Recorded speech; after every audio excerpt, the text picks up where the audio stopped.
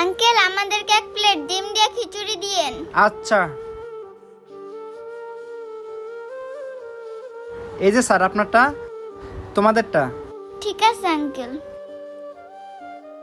নে বোন, আমি তোকে খাওয়াই দিই।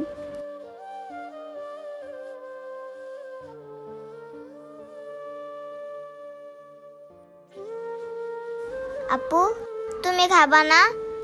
খামো রে বোন, আগে তোরে খাওয়াই স্কুলে দিয়ে আসি, তারপর আমি এসে খেয়ে নিব। আমি জানি আপু, তুমি পরে আসা খাইবা না, এই টাকাগুলি জমায় আমার জন্য বই কিনা দিবা।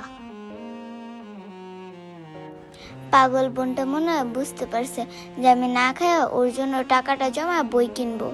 যেভাবে হোক ওকে বুঝাইতে হইব। আপু, আমার খিদা মিটে নাই, তুমি আমার জন্য আরেক প্লেট খিচুড়ি আনো। বোন রে, এখন তো আমার কাছে 8 টাকা নাই, দুপুরে আমি তোকে পেট ভরে খাওয়াবো। আমি জানি আপু, তুমি আমাকে স্কুলে দিয়ে আর খাইবা না, যেভাবেই হোক আমাকে কিছু একটা করতে হবে। না আপু, আমার অনেক খিদা লেগেছে, আমি আরেক প্লেট খাবো। তুমি আমার জন্য আরেক প্লেট খিচুড়ি আনো। বোন রে, তোকে বললাম না আমার কাছে আর 1 টাকাও নেই। আমি তোকে কথা দিলাম দুপুরে আমি তোকে পেট ভরে খিচুড়ি খাওয়াবো। না না আপু, আমি এখনই খাবো, আমি দুপুরে যাই না।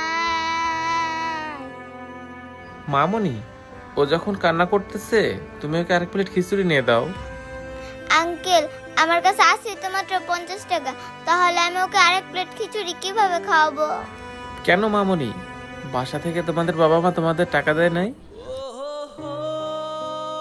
আঙ্কেল, আমাদের বাবা মা এই দুনিয়াতে নেই, আর আমি একটা বাগানে কাজ করি। সকালে পানি দিলে 50 টাকা দেয়, বিকালে পানি দিলে 50 টাকা দেয়। এই টাকা দিয়ে আমি আর আমার ছোট বোন 2 বেলা 2 মুঠো ডাল ভাত খাই। আজকে আমার বোনের একটু বেশি খিদা লাগছে, তাই ওরা পুরো খাবারটা খাওয়াই দিছি। কি বলো? তাহলে তো দেখি তোমরা অনেক কষ্টে দিন পার করতেছো। আচ্ছা মামনি, ও স্কুলে যায়, তুমি স্কুলে যাও না? আঙ্কেল, আমি যদি স্কুলে পড়ি তাহলে তো আমরা 2 বেলা 2 মুঠো ডাল ভাতও খেতে পারবো না। আমি কাজ করি বলে আমি আর আমার ছোট বোন 2 বেলা 2 মুঠো ডাল ভাত খেতে পারি। খাওয়ার পর যে টাকাটা থাকে সেটা দিয়ে আমি ওর স্কুল খরচ চালাই। আঙ্কেল, এবার বলেন আমি কিভাবে স্কুলে পড়ি?